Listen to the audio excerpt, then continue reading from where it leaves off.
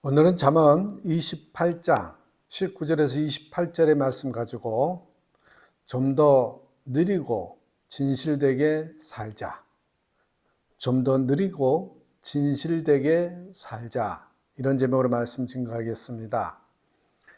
이솝우화 중에 황금알을 낳는 거위, 황금알을 낳는 거위 이야기가 있습니다.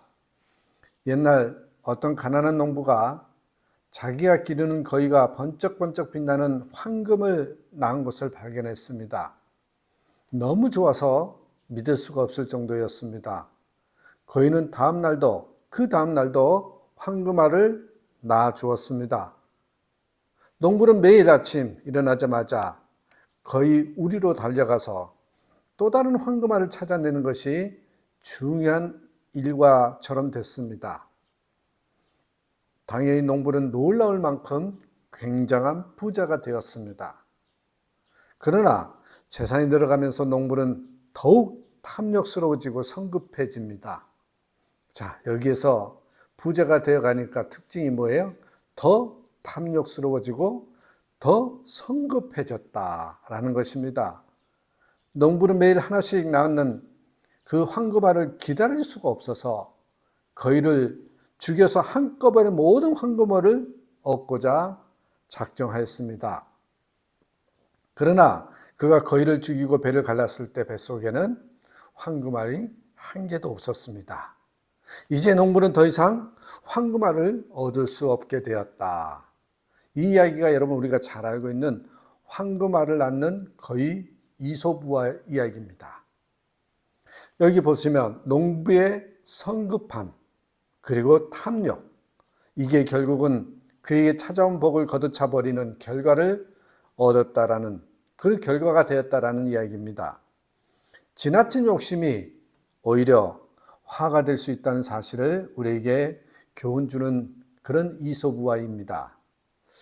여러분, 제가 이솝우화 이야기를 했습니다마는 이 이야기는 이솝우화다라고 치부하기에는 우리 삶에 너무 밀접해 있는 이야기입니다. 우리의 삶도 보면 더 많은 것을 얻으려는 욕심, 그래서 급하게 한번 이루려는 그런 것들이 있더란 말입니다. 그래서 저는 결론적으로 이렇게 살았으면 좋겠습니다. 또 이렇게 자녀들에게 이런 모습들로 교육해야 됩니다. 뭡니까? 약간 적게, 그리고 약간 불편하게, 여러분 그렇게 사는 방법도 필요하다는 것입니다. 왜요? 이것이 바로 환경을 위한 것이고 우리를 건강하게 사는 비결이고 자그마한 것도 감사하면서 살 수 있는 비결이기 때문에 그렇습니다. 조금은 적게, 또 조금은 불편하게 살 필요도 있습니다. 사람들은 대체로 많은 것을 좋아합니다. 많이 갖고 많이 먹고 많이 얻기를 바랍니다. 많은 것이 성공이라고 생각합니다. 그러나 사실은 여러분, 많은 것이 오히려 재앙인 경우도 허다하다는 거죠.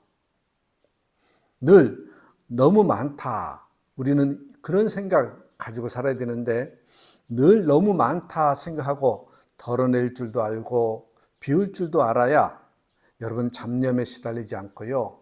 병도 잘 걸리지 않습니다. 병에서도요, 우리가 다시 한번 자유할 수 있단 말입니다. 우리는 눈앞에 보이는 것을 가지려고 욕심을 부리기보다 최후 승리자가 되고 시간이 지날수록 저 사람은 정말 믿을 만한 사람이구나, 그런 모습이 보여져야 되고요. 또 그런 사람들이 결국은 성경에서 말하는 복된 사람이라는 것입니다.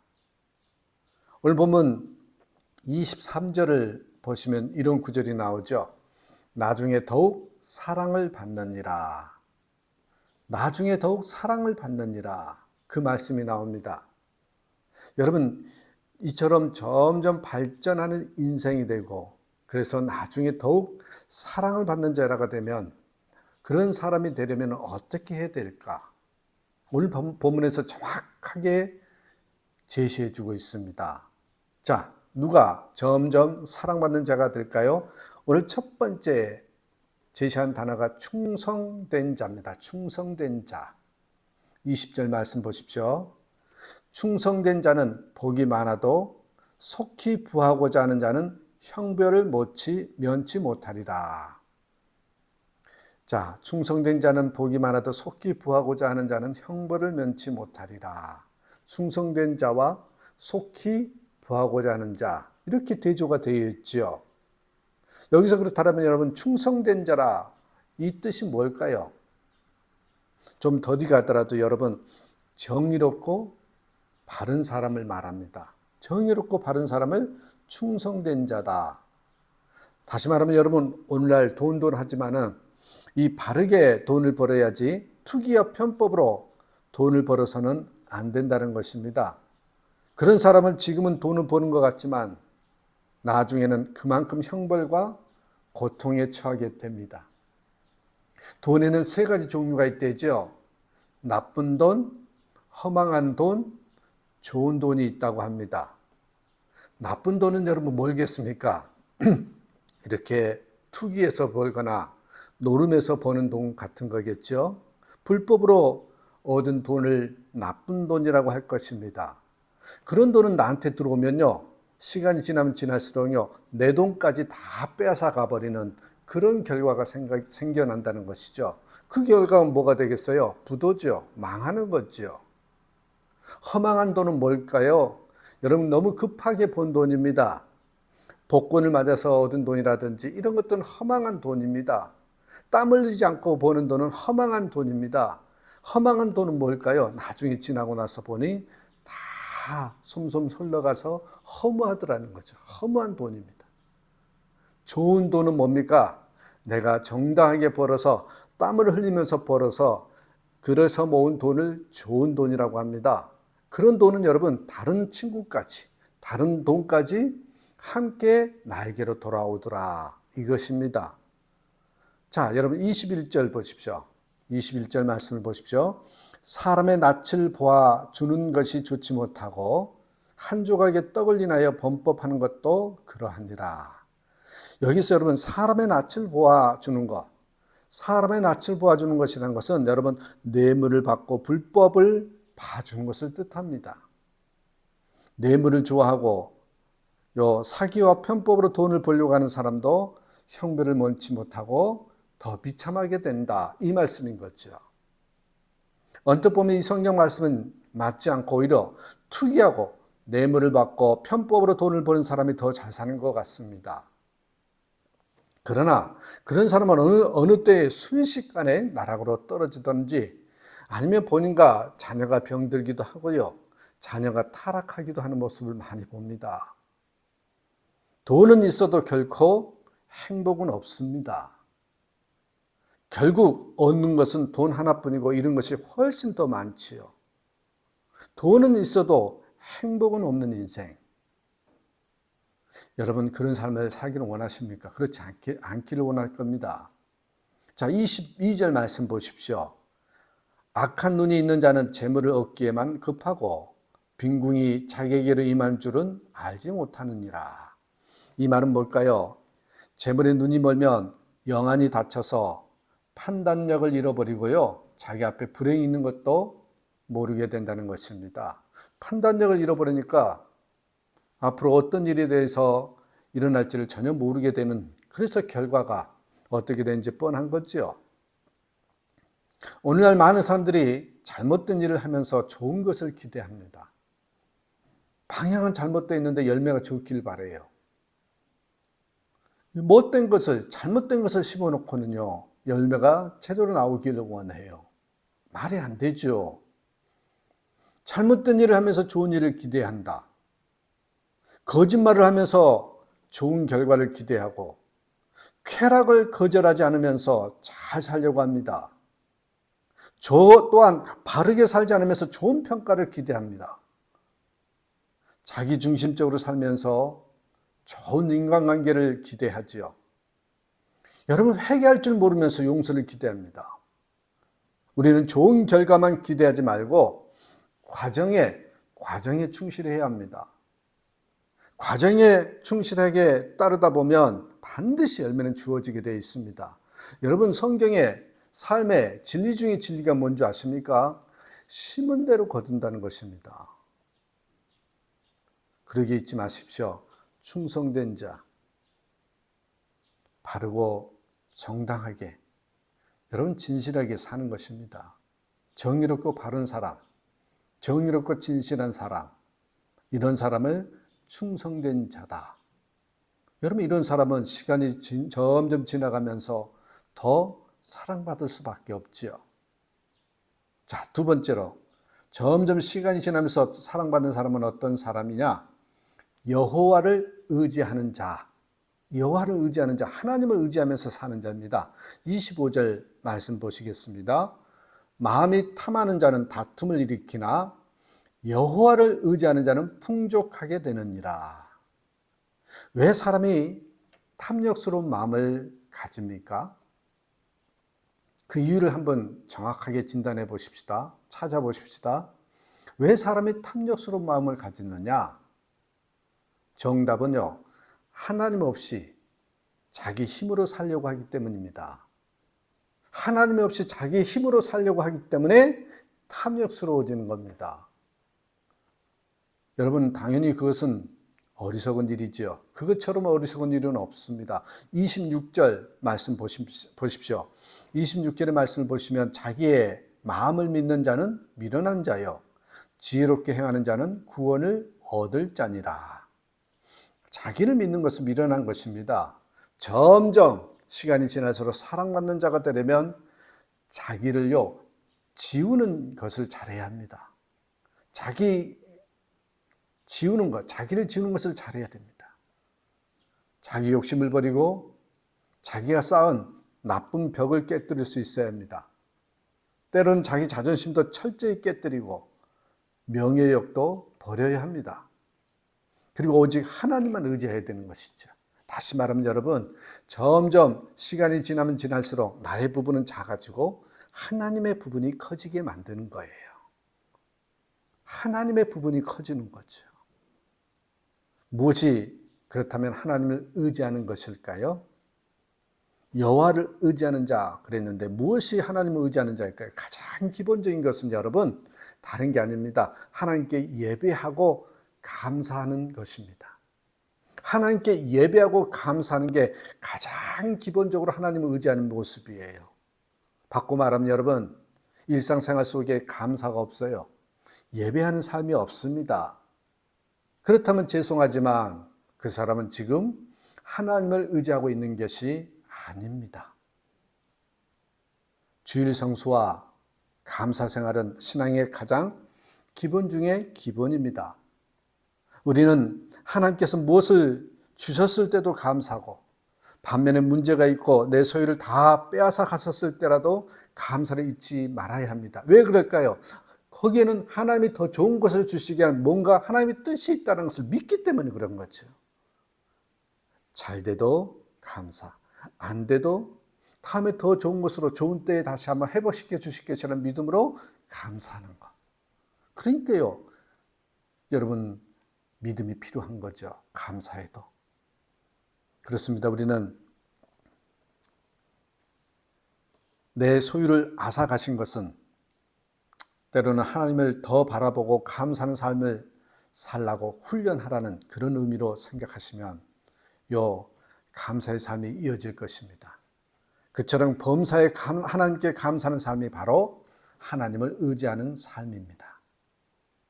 누가복음 15장에서 왜 탕자가 집을 나갔습니까? 그는 아버지의 유산을 탐내서 마치 아버지가 자기에게 빚진 것처럼 유산을 달라고 요구했습니다. 참 희한하죠. 자식들은 많은 부분이 그래요. 그래서 저는 자식들을 보면서 한마디로 도둑놈들이라는 생각이 듭니다. 여기 탕자 비유에서도 여러분 사실 도둑놈이죠. 그런데 놀랍게도 아버지는 탕자 행동이 잘못인 줄 알고 탕자가 감사하지 않을 줄 알면서도 유산을 주더라는 거죠. 유산을 주었습니다. 결국 탕자는 유산을 다 낭비하고 비참한 상황 속에서 누가복음 15장 17절 20절에서 다음과 같이 말합니다. 이에 스스로 돌이켜 가로되 내 아버지에게는 양식이 풍족한 품꾼이 얼마나 많은고 나는 여기서 주려 죽는구나. 내가 이런 아버지께 가서 이르기를 아버지여 내가 하늘과 아버지께 죄를 얻었사오니 지금부터는 아버지의 아들이라 일컬음을 감당치 못하겠나이다. 나를 품꾼의 하나로 보소서 하리라 하고 일어나서 아버지께로 돌아가니라. 여러분 여기 탕자의 비유에서 보시면 탕자는 처음에는 내가 아버지 유산을 마땅히 받아도 된다. 나는 자식이기 때문에 부모님의 유산을 당연히 받아야 된다. 여러분 그렇게 생각했다가 모든 것을 다 잃고 비참하게 되면서 생각이 바뀌었습니다. 그래서 나는 아버지의 아들이라 일컬음을 받지 못하고 이제 품꾼의 하나와 같다. 이렇게 생각으로 바뀌죠. 그때 비로소 그는 아버지에 대해 요구하는 심령에서, 여러분 요구, 이 단어가 중요해요. 요구하는 심령에서 감사하는 겸손한 심령으로 변했습니다. 우리도 비참한 일을 당하기 전에 그런 변화를 이루어야 합니다. 우리는 하나님께 왜 축복을 주시지 않느냐고 요구하지 말아야 합니다. 요구란 단어가 좋은 게 아닙니다. 그런 요구하는 심령을 버리고 하나님께서 어떻게 조치해도 나는 감사하겠다라는 그런 감사하는 심령을 가져야 합니다. 바로 그것이 하나님을 의지하는 것이고, 바로 그때 아버지가 탕자를 버선발로 맞아주신 것처럼 하나님께서도 우리를 그렇게 맞아주시고 축복의 문을 열어주신다는 것입니다. 하나님을 의지하는 자가 되십시오. 그럼 더욱더 시간이 지나갈수록 사랑받는 자가 됩니다.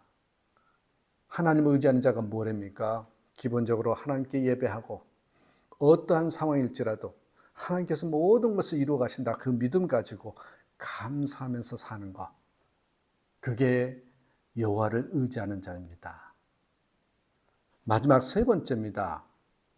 점점 사랑을 받으면서 사는 비결은 선교와 구제에 힘쓰는 자입니다. 선교하고요, 어려운 이웃에게 이웃사랑을 실천하는 거죠. 여러분 그게 하나님의 뜻이거든요. 하나님의 뜻은요, 여러분 세 가지입니다. 영혼 구원, 그 다음에 여러분 복음 전파, 그리고 이웃사랑입니다. 여기 하나님의 성경의 전체적인 뜻이에요. 그러니까 여러분 선교와 구제에 힘쓰는 자, 27절 말씀을 보십시오. 가난한 자를 구제하는 자는 궁핍하지 아니하려니와 못 본 채 하는 자에게는 저주가 많으리라. 우리는 어려운 이웃을 위해서 나누고 베풀 줄 알아야 합니다. 아무리 부자도 받아야 할 것이 있습니다. 반대로 여러분 아무리 가난해도 줄 것이 있어요.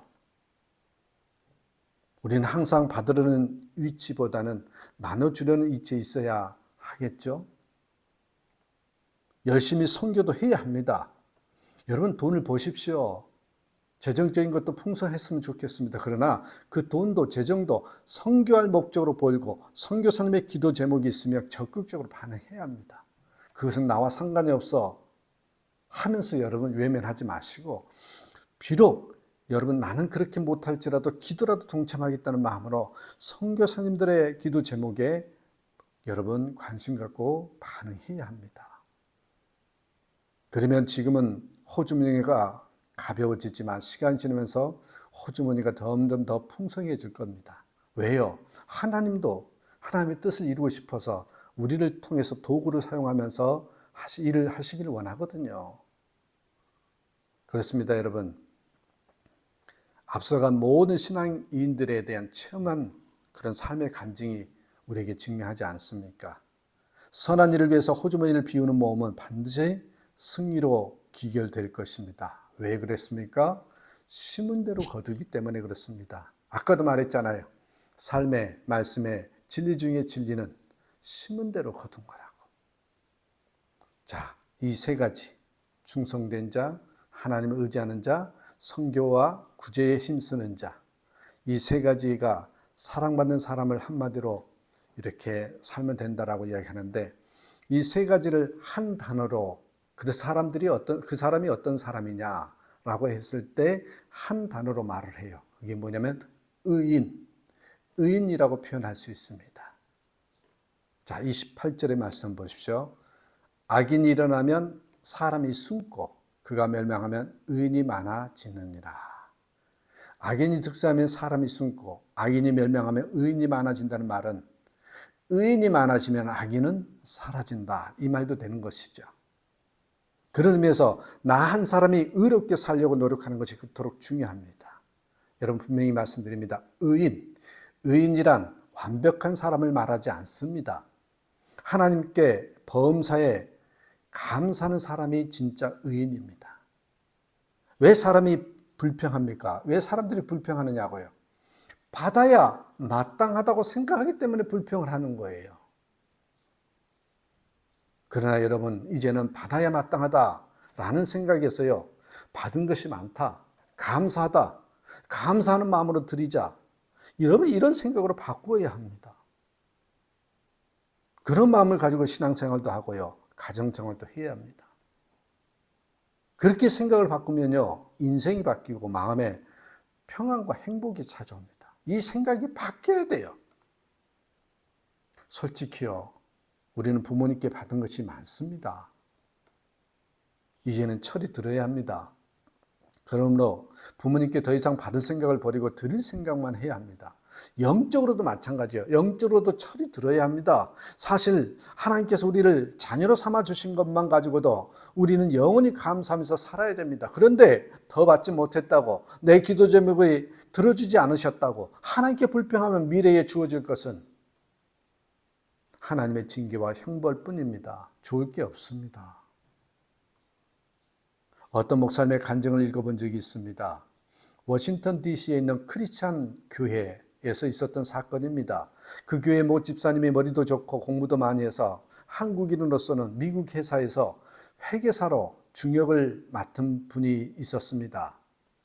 그분이 소속된 6명이 한 팀이 되어서 2주 동안 파견 근무를 하게 되었는데, 이분이 교회에서는 성가대 지휘를 섬기고 계셨습니다. 그래서 고민이 됩니다. 팀장에게 사정 얘기를 했답니다. 저는 교회에서 성가대 지휘자로 봉사하는데 2주 동안이나 성가대 지휘를 빠질 수가 없습니다. 그래서 제가 팀원들보다 조금 먼저 가서 일을 하고 주일에는 교회 성가대 지휘를 하고 싶습니다. 그러나 팀장은 한마디로 거절했답니다. 그래서 기도를 하고 다시 한번 더 부탁을 했는데 그 팀장은 또 거절했답니다. 그때 집사님은 내가 회사를 사임할지언정 성가대 지휘자는 빠질 수가 없습니다라고 말하자 할 수 없이 팀장을 허락해서 미리 가서 일을 하고 주일이 돼서 교회로 돌아왔답니다. 얼마 후에 다른 사람들은 그 회사 일정대로 비행기를 타고 복귀를 하는데, 바로 여러분 그 비행기가 워싱턴 펜타곤에 떨어져서 거기에 탄 탑승객들이 다 죽었다는 것입니다. 이분은 9.11 사태에서 살아난 사람입니다. 이분도 100% 그 비행기를 타고 죽을 위치에 있었는데 하나님의 일을 하기 위해서 2번이나 가서 사정하고 사임까지 가고 있는데 하나님 이분을 살려주신 것입니다. 그래서 그분을 주변 사람들은요, 특히 교회에서는요, 부활한 사람이라고 호칭을 불러주었답니다. 부활한 사람이라고. 사랑하는 여러분, 하나님은 신실하게 사는 자를 결코 저버리지 않으시는 분입니다. 저는 하나님이 이런 분이라는 것을 믿습니다. 그러기에 여러분, 너무 빠르게 가려고 하지 마시고 더 많은 것을 얻은 것이 성공이 아니에요. 그래서 결론적으로 드리고 싶은 말씀은요, 좀 더 느리게 그리고 진실되게 살자는 것입니다. 그러면 하나님께서 점점 더 사랑받는 자로 평안하고 행복한 삶을 이어가게 해주신다는 거 잊지 마시고, 그러한 삶을 살아가는 저와 여러분 되시기를 주님의 이름으로 축복합니다. 기도하겠습니다. 하나님 감사합니다. 정말 우리의 삶을 어떻게 살아야 될지를 오늘 말씀을 통해서 깨닫게 하셨으니 감사드립니다. 좀 더 더디 가더라도 진실되게 충성된 자로, 하나님만을 의지하는 자로, 또한 구제와 선교에 힘쓴 자로 살아가므로 진정 하나님의 기쁨이 될 뿐만 아니라 점점 하나님의 사랑을 더 받는 우리의 삶이 되게 하옵소서. 그렇게 이끄실 주님을 찬양하고 예수님의 이름으로 축복하고 기도합니다. 아멘.